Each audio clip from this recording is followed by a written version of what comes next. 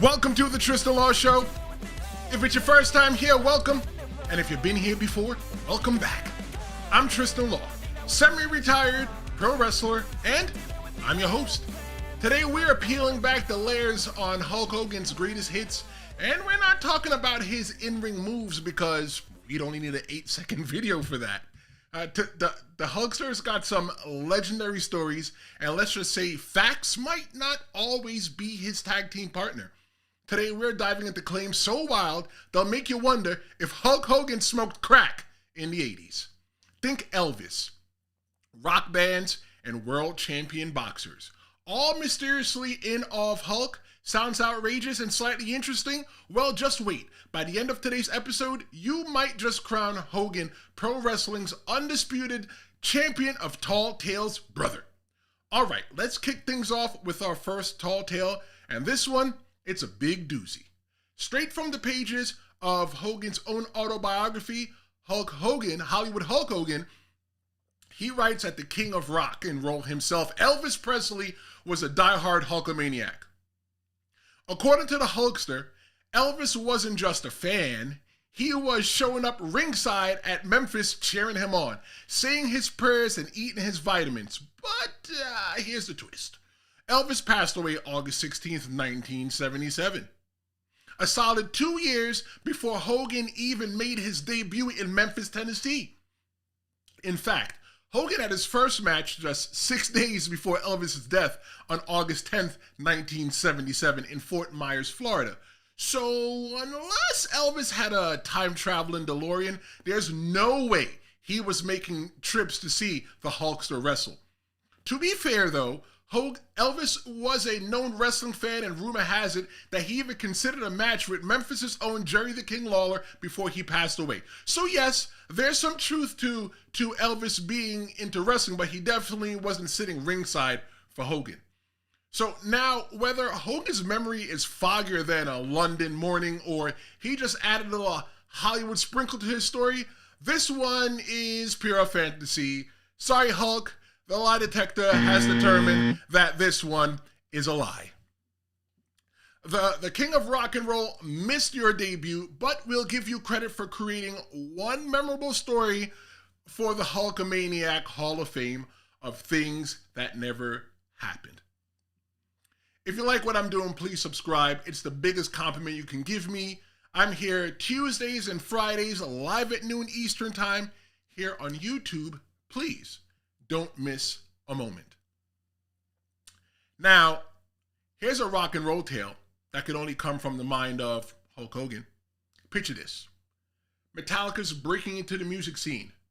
Hogan is riding the wave of AWA fame, and according to Hogan himself, they're about to make beautiful music together.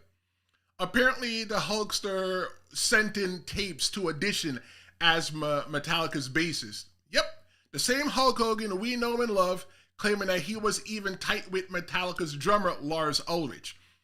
Hogan swears that he was this close to joining Metallica, but it just didn't work out. But here's where it gets interesting. When Metallica's lead vocalist, James Hetfield, heard this story years later, let's just say he had no clue what Hogan was talking about. And then, when Lars himself got asked by Howard Stern if Hogan's story was true, his reaction was, well, Hogan who? I would say Hulkster's Metallica moment might have been a solo act in his own mind, but sorry, Hulk. The lie detector test has determined that was a lie. But that doesn't stop him from weaving tales that'll leave you shaking your head. Speaking of which, let's move on to Hogan's next big story. Next up, we've got a tale that might just be Hogan's boldest stretch yet. Wait till you hear this one. According to the Hulkster himself, after Buster Douglas's legendary knockout of Mike Tyson, Hulk Hogan was the guy everyone was afraid of. So intimidating, in fact, that even Iron Mike Tyson himself didn't want to face him.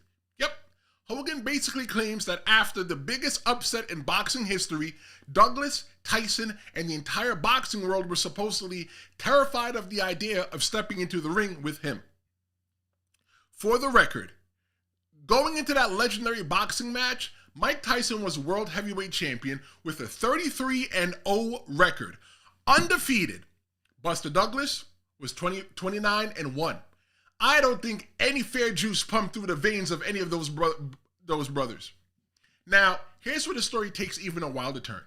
Hogan says Vince McMahon actually tried to set up a match between him and Tyson, and get this, that Hogan promised him that Tyson wouldn't try any funny business, right? Because Iron Mike Tyson would be too afraid of Hogan in a wrestling ring. Imagine the audacity of thinking Mike Tyson, a man who chewed through opponents, would suddenly freeze at the sight of Hulk Hogan? But look, this is Hulk Hogan's world. And in his mind, he's not just a wrestler. He's the guy that every boxer apparently feared. So while Mike Tyson's legacy went on to be solidified in the ring, it looks like Hulk Hogan was busy building his own fantasy. And I'm going to have to say, that one was a lie too.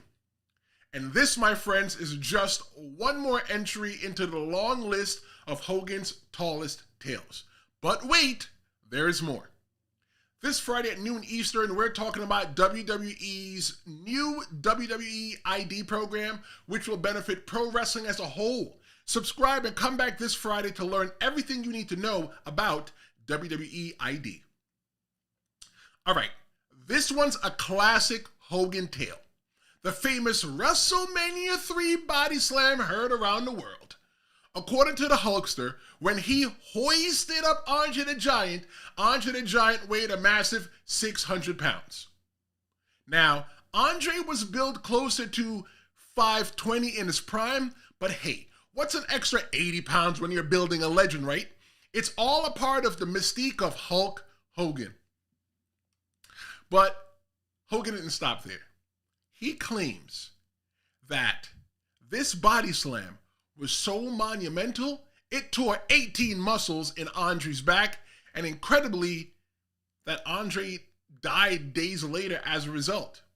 In reality, Andre took plenty of body slams before that WrestleMania match and lived for several years afterwards, passing away due to heart issues. But in true Hogan fashion, the story gets a bit of an epic upgrade. Now, Hogan has gone on to the record to say that Andre wasn't able to assist him in the lift. And here's where the story gets more interesting. Early on in the match, Hogan actually teased the slam as a part of the build-up to the finish. And when he first attempted to lift Andre, he struggled and fell beneath Andre's weight. It was a smart bit of in-ring storytelling, making it look like Andre was an unstoppable giant. The failed attempt raised the stakes, building suspense so that by the time Hogan actually hit the slam in the end, the crowd was losing their minds. Here's a little pro wrestling magic for you. In wrestling, most moves, especially big ones like the body slam, are assisted, meaning both wrestlers work together to make it happen. But here's Hulk claiming that he did it all by himself. No help at all from Andre, not even at the finish. But if you know where to look, Andre helped him. So not only does he give Andre an extra 80 pounds, but he makes the move sound like he's lifting a non-cooperative boulder. In Hogan's world, every story can use a little extra drama. And with this one, he gets to be the strong man lifted a mountain with no help, of course, but let's face it, that's just Hulk adding another 80 pounds to his legend.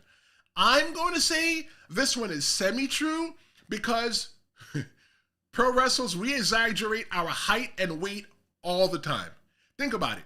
Who really buys a ticket to a pro wrestling show and brings a scale and tape measure with them? Hogan? I'll give you this one. All right, here's a Hogan classic that even the Undertaker himself couldn't bury. Back in the early days of The Undertaker, Mark Calloway went from a struggling WCW gimmick to WWE's dark, mysterious phenom, debuting in unforgettable style at Survivor Series 1990. Fast forward just 1 year later, and now he's facing Hulk Hogan for the WWE Championship. A huge moment for a young Taker and an opportunity to go down in history. Taker wins that match with the Tombstone Piledriver, his finishing move. But, of course, leave it to Hogan to turn it into a tale of injury and heroics. Hogan claimed that this very tombstone broke his neck. According to him, that night changed everything, with Hogan supposedly suffering from a serious neck injury from the move. But this is where things fall apart. When you look at the footage, Undertaker did a textbook job.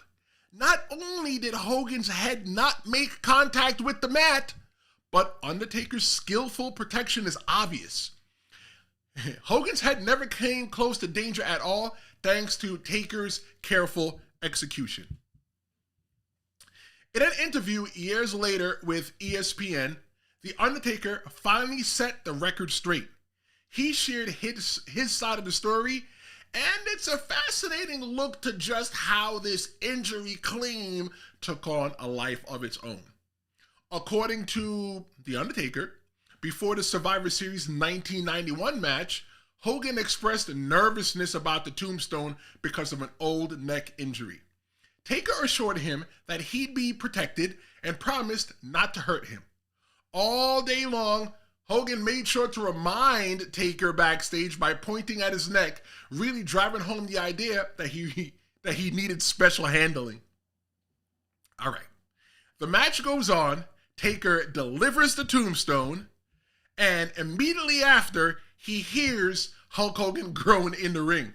But if you look at the footage, you see that it's clear that Hogan's head is nowhere near the mat. Taker did an impeccable job at keeping Hulk Hogan safe. All right. So now after the match, Hogan heads backstage only to find Hogan selling the neck injury in Vince McMahon's office, making it sound as though he'd been actually dropped on his head during the match. Undertaker believed that the WWE title was being taken off of him because of Hogan's supposed injury. Taker thought that losing his first WWE championship because Hogan managed to convince McMahon that he could not be trusted to not hurt other people in the ring. Hogan's claims of a broken neck cast a shadow over The Undertaker's rising career and forced him to jump through hoops to prove his reliability despite the clear evidence that he'd done nothing wrong. Hogan's injury tale? Just another chapter in his book of embellishments. If you ask me, Hogan was trying to stay champion, and I'm going to have to say that that story was a lie. If you want to see more episodes like this, please subscribe. It's the biggest compliment to me and helps me grow this channel. In the past 30 days, I've had over 30 new people subscribe to The Tristan Law Show. So what are you waiting for? If you love pro wrestling and meeting the stars of today and tomorrow, this is the channel for you. All right, Hulkster, it's time to have a word, brother. You've got stories that stretch from here to eternity, and you've never let a pesky little thing like the truth get in the way, would you? Elvis Presley was cheering you on from beyond the grave. Metallica was dying to get you on base. And Iron Mike Tyson was shaking in his boots at the thought of squaring off with you, Hulkamaniac. Let's be honest. If the 24-inch pythons had anything to say about it, we'd probably hear that you were probably best friends with Abraham Lincoln too. I mean, we all love a good story, but Hogan doesn't just serve up stories. No.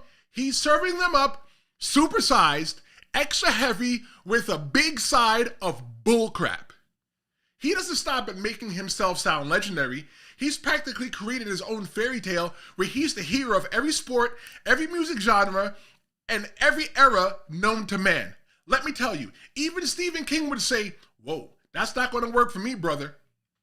But in all seriousness, Hulk, while you're out there body slamming reality and stacking stories higher than a landfill, we're here just trying to separate the fact from the fiction. And the end of it all, we still appreciate your contributions to pro wrestling, because what you gonna do when Hulk Hogan and his lies run wild on you? We're just gonna laugh and move on. Thank you so much for joining me today on this episode of the Tristan Law Show. Don't forget, if you like what I did, to like, share, and subscribe. I'll be back this Friday, live at noon, and we're going to be talking about the new WWE program, the WWE ID program, and what it means to the future of pro wrestling. Thanks so much for joining me today, and if you live in America and you haven't voted, make sure you go out and vote. I'm Tristan Law, this is the Tristan Law Show, and I'll see you next time.